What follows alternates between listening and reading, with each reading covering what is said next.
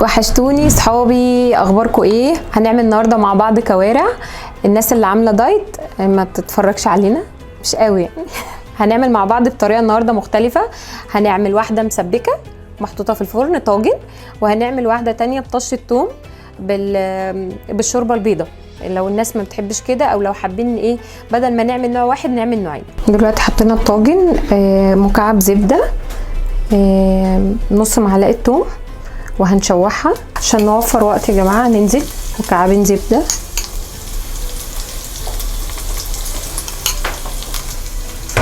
وانا بشوح طاجن تومه. ده هيبقى بالصلصه، وده بالتومه كده من غير صوص ابيض، يعني بالشوربه البيضاء بس جربوها بالثوم هتلاقوها حلوه جدا. طشه الثوم تحفه، بتغير الطعم تماما. بسم الله.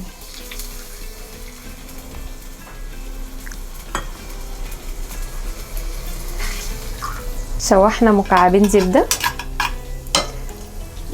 وهننزل بالقطع كده. هنديها، هي مسلوقه طبعا، هنديها صدمه تشويحه بالزبده.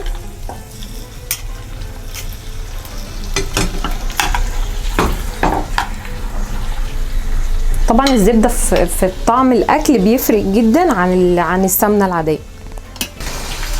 ننزل هنا، دي ليها طعم ودي ليها طعم تاني. حلاوتها بقى ان احنا نبقى عندنا اكله واحده وبنطلع منها طعمين مختلفين. يا ريت يا جماعه لما تيجوا تسلقوها نحط جزر، نحط طماطم، ورق لورو، حبهان، مستكه، كل ما بصل، طماطمايه.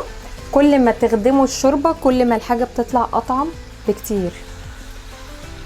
مش اتسلقت ولما نيجي نعملها هنبقى نخدمها، لا بتفرق. خلاص احنا شوحناها بالزبده، وهننزل عليها بالصلصه. الصلصه دي عباره عن طماطم فريش وثوم بيتشوح، مكعب زبده، وبننزل عليه بالصلصه.